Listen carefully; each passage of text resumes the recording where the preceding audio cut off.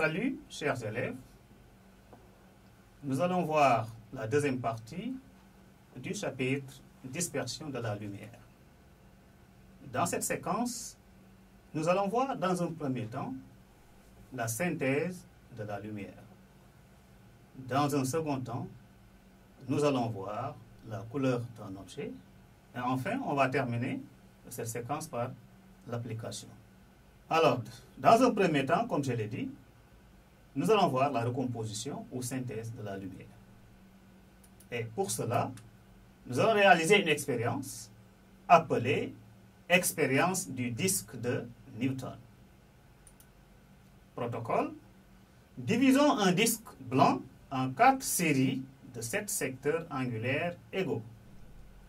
Les 7 premiers secteurs sont coloriés dans l'ordre suivant: rouge, orange, jaune, vert, bleu, indigo et violet. Les secteurs suivants sont coloriés de la même façon et dans le même ordre. Et là, si vous regardez bien, on a donc les différentes parties qui constituent le dispositif. Alors, maintenant, nous allons, à l'aide d'un moteur, mettre ce disque coloré en rotation. Lorsqu'on fait tourner rapidement le disque, sa surface paraît blanche. Comment interpréter ce phénomène? Le passage de chaque couleur devant l'œil étant rapide, on observe, du fait de la pertinence rétinienne, une couleur blanche. En conclusion, on obtient de la lumière blanche par addition de 7 lumières colorées de l'arc-en-ciel. Chers élèves, nous allons passer à une conclusion générale des deux parties. N'oubliez pas que dans la première séquence, nous avions vu l'expérience de la décomposition de la lumière blanche. Et dans cette séquence, nous venons juste de voir la synthèse ou la recomposition de la lumière blanche. Alors, conclusion générale, la décomposition et la synthèse de la lumière blanche montrent qu'elle est constituée de lumière colorée. La lumière blanche est donc une lumière polychromatique. Pour les applications, nous allons voir la formation de l'arc-en-ciel. Comme vous le voyez sur la photo, nous avons une goutte d'eau et si on regarde bien, il y a la lumière incidente du soleil qui arrive sur la goutte d'eau en E.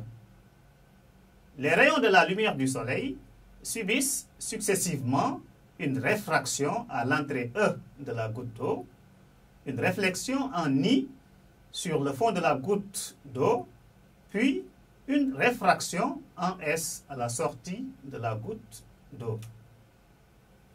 Et l'observateur qui se met devant la goutte va voir les différentes couleurs de l'arc-en-ciel.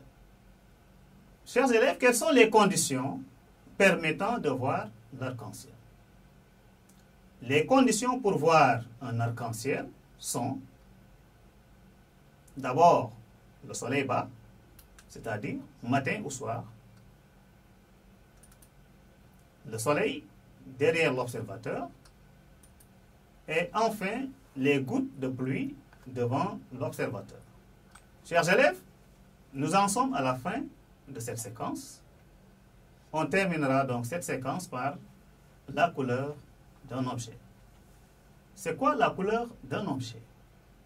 La couleur d'un objet dépend, entre autres, de la couleur de la lumière qui l'éclaire, de la réflexion au niveau du corps éclairé. Exemple, les plantes vertes absorbent toutes les composantes de la lumière blanche, sauf la lumière verte. Un objet rouge absorbe toutes les composantes de la lumière blanche, sauf la lumière rouge. Un objet noir absorbe toutes les composantes de la lumière blanche. Maintenant, nous allons retourner à la situation problème. Et pour cela, nous allons répondre aux questions qui ont été posées. La réponse de la première question est la suivante. Par le schéma de l'élève, l'arc-en-ciel provient du reflet des couleurs des objets éclairés par le soleil. Deuxièmement, nous dirons non. Pourquoi? Parce que la représentation de l'élève ne correspond pas à l'explication scientifique commune. L'explication de l'arc-en-ciel à partir de la goutte d'eau symbolisant le nuage illustre la réalité. Enfin, la décomposition de la lumière blanche par le prisme permet d'illustrer notre explication. Chers élèves, avant de vous quitter, nous allons vous présenter un exercice d'application. Exercice d'application. Qu'appelle-t-on dispersion de la lumière blanche? Un arc-en-ciel est obtenu par la décomposition de la lumière du soleil par les gouttes d'eau de l'atmosphère. De 1, indiquer le rôle joué par le soleil, la pluie et le ciel dans la formation de l'arc-en-ciel. De 2, quelles sont les couleurs principales de l'arc-en-ciel? Quelle est la plus déviée?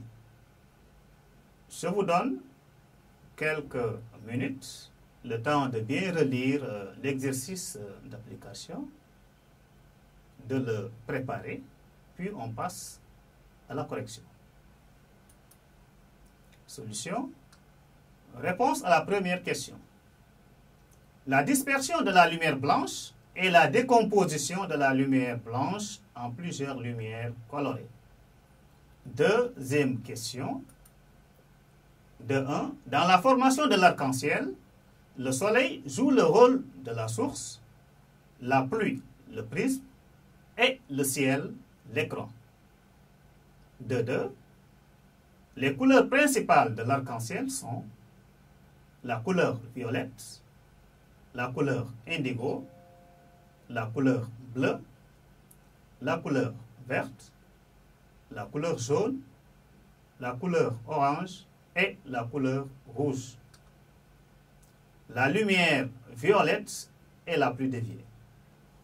Chers élèves, la séquence vient d'être terminée. On se donne rendez-vous prochainement. Je vous remercie.